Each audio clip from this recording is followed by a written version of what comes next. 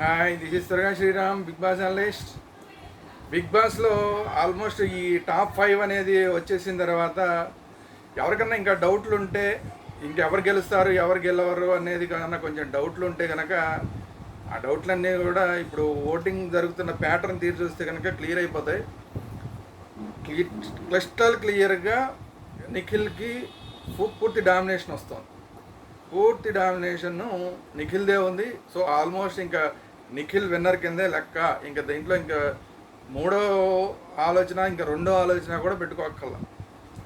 మూడో ఆలోచన సంగతి వదిలేసేయండి, ఇంకా రెండో ఆలోచన కూడా పెట్టుకోవాల్సిన పని లేదు. ఎందుకంటే ఆ స్థాయిలో నిఖిల్కి ఓటింగ్ జరుగుతుంది. అదే ఇటు తెలుగు ఆడియన్స్ నిఖిల్కి ఓట్లు వేస్తున్నారు, అలాగే కన్నడ ఆడియన్స్ నిఖిల్కి ఓట్లు వేస్తున్నాడు, తమిళ ఆడియన్స్ నిఖిల్కి ఓట్లు వేస్తున్నారు. ఎందుకంటే వీటన్నిటిలోనూ అతను నేను సీరియల్స్లో చేసి ఉన్నాడు కాబట్టి ఈ 3 రాష్ట్రాల్లో ఓటింగ్ కూడా అతనికి పడుతుంది. సో అందువల్ల ఎట్టి పరిస్థితుల్లోనూ నిఖిల్కి ఓట్ చేయాలని చెప్పి అందరూ డిసైడ్ అయినట్టు కనబడుతుంది. అంటే అక్కడ 3 రాష్ట్రాల ఓటింగ్ జరుగుతుంటే ఇటు గౌతమ్ కృష్ణకి ఒక రాష్ట్రం, అంటే తెలుగు వాళ్ళు మాత్రమే వేస్తున్నారు. ఇంకా గట్టిగా చెప్పాలంటే 2 రాష్ట్రాలు తెలుగు, ఆంధ్ర తెలంగాణ వేస్తుంటే నిఖిల్కి అయితే 4 రాష్ట్రాలు, ఆంధ్ర తెలంగాణ తమిళనాడు కర్ణాటక, ఆ 4 స్టేట్ల నుంచి కూడా నిఖిల్కి ఓటింగ్ పడుతుంది.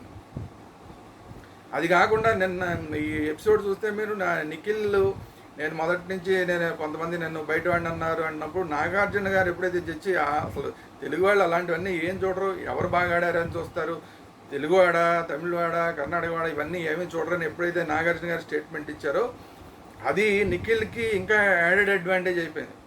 ఇప్పుడు ఇక అసలు అందరూ కూడా అతనికి వేస్తున్నారు. ఇది కాకుండా నిన్న విష్ణుప్రియ వెళ్ళిపోతూ ఏదైతే గౌతమ్ని అందరికన్నా ఆఖరికి పెట్టింది, అది ఇంకా దెబ్బ కొట్టింది.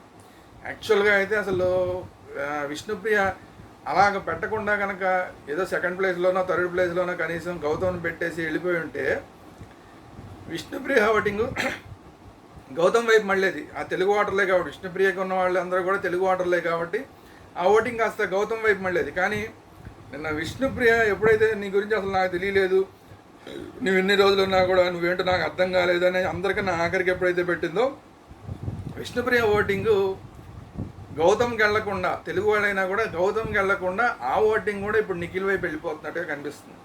ఎందుకంటే పర్సంటేజ్ ఒకేసారి జంప్ అయిపోయింది. నిన్నటి దాకానే అసలు టాప్లో ఉన్నాడు నిఖిల్ అనుకున్నది ఇప్పుడు ఇంకో 10% దాదాపుగా జంప్ అయింది. అంటే ఏంటి, విష్ణుప్రియ ఓటింగు గౌతమ్కి రాకుండా నిఖిల్ వైపు వెళ్ళిపోయింది అనేది క్లియర్ అయిపోయింది. రెండోది రోహిణి ఓటింగ్ ఏదైతే ఉందో, రోహిణి ఓటింగ్ కాస్త కోస్తా అవినాష్కి వెళ్తున్నట్టు కనబడుతుంది. కొంచెం అవినాష్కిను ఈ గౌతమ్కి మధ్య షేర్ అవుతున్నట్టు కనబడుతుంది. సో అందువల్ల గౌతమ్ కృష్ణకి ఇంకా ఆల్మోస్ట్ ఇంకా ఆశలు వదిలేసుకోవడమే. అయితే ఏంటంటే సోలోగా అతను గౌతమ్ కృష్ణ ఫైట్ చేస్తూ, ఎవరి సపోర్టు లేకుండా ఫైట్ చేస్తూ, అంటే పిఆర్లు ఉన్నారు హైదరాబాద్లో గౌతమ్కి పిఆర్ ఉన్నట్టుగా కనబడుతుంది, ఆ లక్షణాలు కూడా కనబడుతున్నాయి. కానీ నిఖిల్కి ఉన్న పిఆర్ తోటి అతను పిఆర్ తోగలేకపోతున్నారు. ఎందుకంటే నిఖిల్ పిఆర్ కర్ణాటకలో బెంగళూరు నుంచి పనిచేస్తున్నారు, హైదరాబాద్ నుంచి పనిచేస్తున్నారు అనేది క్లిస్టల్ క్లియర్గా అందరికీ కనబడుతున్న విషయం. అందువల్ల ఇంత పిఆర్ ఒకేసారి పనిచేస్తూ అట్ ది సేమ్ టైం ఎవరైతే ఎలిమినేట్ అయిపోయిన వాళ్ళ ఓటింగ్ కూడా మళ్ళీ నిఖిల్కే వస్తున్న టైంలో ఇంకా గౌతమ్ కృష్ణ చేయగలిగింది ఏమీ లేదు. ఎంత సోలో ఫైట్ చేసినా కూడా ఏం చేయలేని పరిస్థితి. అసలు ఓటింగ్ చూస్తే ఆల్మోస్ట్ 80%, 100%లో 80% వీళ్ళిద్దరి మధ్య, అంటే గౌతమ్ కృష్ణకి నిఖిల్కి మధ్యనే షేర్ అవుతుంది. మిగతా ముగ్గురికి ఏదో నామకే వస్తే ఓట్లు వేస్తున్నారు తప్ప అసలు వాళ్ళకి ఓట్లు వేయడం అనేది ఇంకా అనవసరమని డిసైడ్ అయిపోయినట్టున్నారు. ఓటర్లు కూడా ఇంకా వాళ్ళకి ఓట్లు వేయడం కూడా అనవసరమని డిసైడ్ అయిపోయినట్టున్నారు. అందువల్ల వాళ్ళకి పెద్దగా ఓటింగ్ పడట్లా. 80% వీళ్ళిద్దరికే పడుతుంది. ఈ పడుతున్న 80%లో కూడా 45% అనేది నిఖిల్ పడుతుంది. అదే చెప్పాను కదా, వరుసగా ఆంధ్ర తెలంగాణ తమిళనాడు కర్ణాటక 4 రాష్ట్రాల నుంచి ఓటింగ్ వస్తుంది. బెంగళూరు నుంచి హైదరాబాద్ నుంచి కూడా భారీ ఎత్తున నిఖిల్ పిఆర్ పనిచేస్తూ ఉండటం వల్ల ఆ పిఆర్ ప్రమోషన్స్ కూడా బాగా ఉపయోగపడుతున్నాయి. సో 45% తోటి అసలు ఆల్మోస్ట్ ఇంకెవరు రీచ్ కాని స్టేజ్కి నిఖిల్ వెళ్ళిపోయాడు.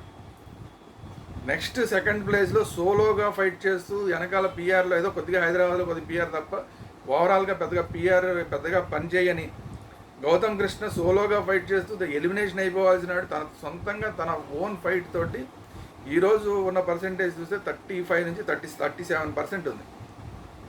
37%, 35 నుంచి 37 మధ్యలో ఉంది. అయినా కూడా ఇంకా 10%, ఆల్మోస్ట్ 10% దాకా, 10% నుంచి 8% నుంచి 10% మధ్యలో వేరియేషన్ ఉంది ఇద్దరికి. సో 8%, 10%ని ఈ 3-4 రోజుల్లో రికవర్ అవ్వాలంటే గౌతమ్ కృష్ణకి ఆల్మోస్ట్ ఇంకా ఇంపాసిబుల్. ఎందుకు అలా అవ్వాలి అంటే కనుక మిగతా ఉన్న ఆ 20%లో కూడా భారీ ఎత్తున ఇతనికి రావాలి. లేదంటే ఈ 2 రోజుల్లో ఏదైనా పెద్ద బ్లండర్ మిస్టేక్ ఏదైనా జరిగి నిఖిల్ ఏదైనా పెద్ద బ్లండర్ మిస్టేక్ చేస్తే తప్ప ఇంకా అసలు ఆట అయిపోయింది. అందరూ సరదాగా ఉంటారు ఈ వారం అంతా. అందువల్ల ఆటపరంగా ఏం పెద్ద తేడాలు వచ్చే అవకాశం లేదు. అందులో ఇద్దరు కావలించేసుకున్నారు, ముద్దులు పెట్టేసుకున్నారు. నిఖిల్ గౌతమ్ కావలించేసుకుని ముద్దులు పెట్టేసుకున్నారు కాబట్టి ఇద్దరికి మధ్య ఆఖరి వారంలో పెద్ద మాట తేడా కూడా వచ్చే అవకాశం లేదు. సరదాగా గడిచిపోద్ది వారం అంతా. అందువల్ల ఇట్టి పరిస్థితుల్లోనూ ఆ 8% నుంచి 10% కవర్ చేసుకోవడం అనేది ఆల్మోస్ట్ ఇంపాసిబుల్ గౌతమ్ కృష్ణకి. ఇక మిగతా పొజిషన్లో ఒక 9 to 10%తో 3వ ప్లేస్లో ప్రేరణ ఉంది. ఆ ప్రేరణకి సంబంధించి కానీ ప్రేరణ ఎక్కడ కూడా దరిదాపుల్లోకి వెళ్ళే అవకాశమే కనిపించట్లేదు. థర్డ్ ప్లేస్లో ఉన్నా కూడా థర్డ్ ప్లేస్లో ఉంటుందా ఉండదా అది వేరే విషయం. కానీ విన్నర్ పొజిషన్కి రన్నర్ పొజిషన్కి వెళ్ళడానికి కూడా ప్రేరణకి అవకాశం లేదు. ఇంకా అంతకన్నా తక్కువ పొజిషన్లో 6 నుంచి 7% తోటి నబీల్ ఉన్నాడు. ఎక్కడ నబీల్ టాప్లో ఉండవలసిన వాడు ఇప్పుడు కేవలం 6 నుంచి 7% పోటింగ్ తోటి 4th పొజిషన్లో ఉంటే 5 నుంచి 6% తోటి అవినాష్ ఉన్నాడు. అదే అవినాష్ కూడా అంతే, ఎప్పుడో ఎలిమినేషన్ అయిపోవాల్సిన వాడు కేవలం అదేదో లక్కు కుదిరింది. ఎవిక్షన్ షీల్డ్ నబీల్ ఇవ్వడం వల్ల ఆ తర్వాత నుంచి తను మెగా చీఫ్ అవడం వల్ల ఇట్లా రకరకాల పర్మిటేషన్స్ అండ్ కాంబినేషన్స్ అదృష్టం కలిసి వచ్చి టాప్ ఫైనలిస్ట్ అయిపోయాడు. కానీ లేకపోతే ఎప్పుడో వెళ్ళిపోవాల్సినాడు. సో అందువల్ల ఓటింగ్ మాత్రం అతనికి ఏమీ పెరగలేదు. ఇన్ని జరిగినా కూడా ఎవిక్షన్ షీల్డ్ వచ్చినా పెరగలేదు, మెగా చీఫ్ అయినా పెరగలేదు, టాప్ 5లోకి ఫస్ట్ కంటెస్టెంట్గా వెళ్ళినా కూడా ఓటింగ్ ఏం పెరగలేదు. అంటే ఏదైతే టేస్టీ తేజ లేదా రోహిణి అలాగే అవినాష్ ఎప్పటి నుంచి మొత్తుకుంటారో మమ్మల్ని కమెడియన్గానే చూస్తారు, మాకు ఓటింగ్ వేయరు అని ఏదైతే అంటారో అదే జరుగుతుంది. అంత అద్భుతంగా అతను ఫైట్ చేస్తున్నా సరే అవినాష్ ఫైట్ చేయడంలో ఏమాత్రం తగ్గలేదు. ఎక్కడ ఓటింగ్ అతను రాలేదు తప్ప సూపర్గా ఫైట్ చేశాడు అన్ని విషయాల్లో. కంటిన్యూస్గా అసలు ఎంటర్టైన్మెంట్ ఇస్తూనే ఉన్నాడు. ఈవెన్ రాత్రి లైట్లు ఆపేసిన తర్వాత కూడా ఏదో రకంగా ఎంటర్టైన్మెంట్ ఇచ్చే పని చేస్తున్నాడు. ఆ స్థాయిలో ఎంటర్టైన్మెంట్ ఇస్తున్నా కూడా అతని ఓటింగ్ ఏమాత్రం పెరగలేదు. 5 నుంచి 6% మాత్రమే ఉంది. సో విన్నర్ ఎవరో క్లియర్ అయిపోయింది, రన్నర్ ఎవరో క్లియర్ అయిపోయింది. 3rd and 4th పొజిషన్లు, 5th position almost clear. 3rd పొజిషన్కి 4th పొజిషన్కి మధ్య ఉన్న వాళ్ళలో ఎవరైనా ఒకవేళ ప్రేరణ ఒకవేళ తగ్గి 4th పొజిషన్కి వచ్చి నబీల్ ఏమైనా లాస్ట్ మినిట్లో 3rd పొజిషన్లోకి వస్తాడా అనేదే పెద్ద ఒక ఆలోచించాల్సిన విషయం తప్ప మిగతాది ఏది మొత్తం అంతా కూడా మొత్తం క్లిస్టల్ క్లియర్గా విన్నర్ నిఖిల్ అనేది టోటల్గా క్లియర్ అయిపోయింది. రన్నర్ గౌతమ్ కృష్ణ అన్నది క్లియర్ అయిపోయింది. ఇప్పుడు 3rd పొజిషన్ 4th పొజిషన్లో మాత్రం ఏమైనా చిన్న మార్పులు చేర్పులు ఉంటే ఉండొచ్చు తప్ప ఆ లాస్ట్ పొజిషన్లో అవినాష్ అనేది క్లియర్ అయిపోయింది. ఇది ఈ రోజుకున్న పరిస్థితి. దీన్ని బట్టి అసలు ఇక మిగతా రోజుల్లో ఈ మాత్రం కూడా ఇంకా ఈ ఓటింగ్ విషయాలన్నీ కూడా బయటకు వచ్చిన తర్వాత అంటే అఫీషియల్ ఓటింగ్ అన్అఫీషియల్ ఓటింగ్ రకరకాలు జరుగుతున్నాయి కదా. ఈ ఓటింగ్లన్నీ తెలిసిన తర్వాత అసలు ఎట్టి పరిస్థితుల్లో గౌతమ్ కృష్ణ ఒకవేళ ఎవరన్నా గెలిపిద్దాము అనుకుంటే కనుక అవినాష్కి ఓట్లు వేయడం, నబీల్కి ఓట్లు వేయడం కూడా మానేసి ఇప్పుడు గౌతమ్ కృష్ణకి ఓటింగ్ వేస్తేనే కనీసం ఇంకా కొంచెం ఏమైనా ముందుకెళ్ళే అవకాశం ఉంది. అట్ ది సేమ్ టైం ఎట్టి పరిస్థితుల్లో నిఖిల్ ఉన్న 10% చాలదు, ఇంకా పెద్ద పర్సెంటేజ్ తోటి నిఖిల్ గెలిపించాలనుకుంటే అసలు ప్రేరణకి ఓట్లు వేయకుండా టోటల్గా ఆ ఓట్లు కూడా అటు మళ్ళీపోతేనే ఇంకా 45% ఉన్నాడు. ఇంకా ఆల్మోస్ట్ 50% దగ్గర 48 అక్కడ దాకా కూడా నిఖిల్ వెళ్ళిపోయే అవకాశం ఉంది.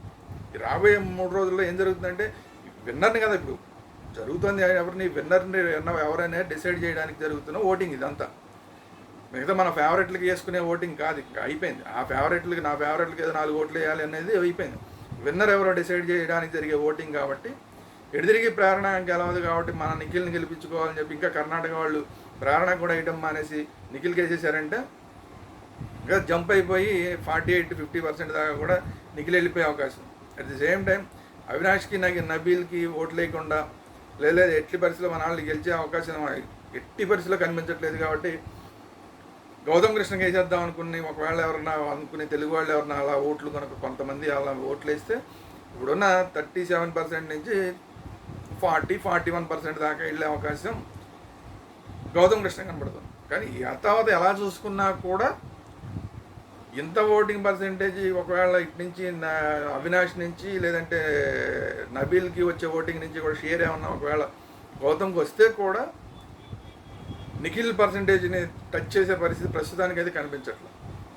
సో అందువల్ల clear winner Nikhil, runner Gautham, third position ఎవరు అనేది క్వశ్చన్ మార్క్. ఇది ఈరోజు వీడియో. ఈ వీడియో కనుక మీకు నచ్చినట్టయితే లైక్ చేయండి, మీ అభిప్రాయాలు ఏంటి అనేది కామెంట్ చేయండి. అట్ ది సేమ్ టైం మన ఛానల్ వేదాంత ఛానల్ని సబ్స్క్రైబ్ చేయండి. ఇది అన్నిటికన్నా ఇంపార్టెంట్. బిగ్ బాస్ ఆడియన్స్ ఎవరైతే ఉన్నారో వాళ్ళు మన వీడియోలు చూస్తున్నారు కానీ ఛానల్ సబ్స్క్రైబ్ చేయట్లేదు. ఇమీడియట్గా దయచేసి అందరూ కూడా బిగ్ బాస్ చూసే ఎవరైతే ఆడియన్స్ ఉన్నారో వాళ్ళందరూ కూడా మన ఛానల్ సబ్స్క్రైబ్ చేయండి. అట్ ది సేమ్ టైం మనది ఇంకో ఛానల్, ఈ ఎంటర్టైన్మెంట్కి సంబంధించిన అంశాలన్నీ వచ్చే ఛానల్ సినిమా వేదాంత ఛానల్, దాన్ని కూడా సబ్స్క్రైబ్ చేయండి. వేదాంత ఛానల్, సినిమా వేదాంత ఛానల్ రెండింటిని సబ్స్క్రైబ్ చేయండి. Thank you very much.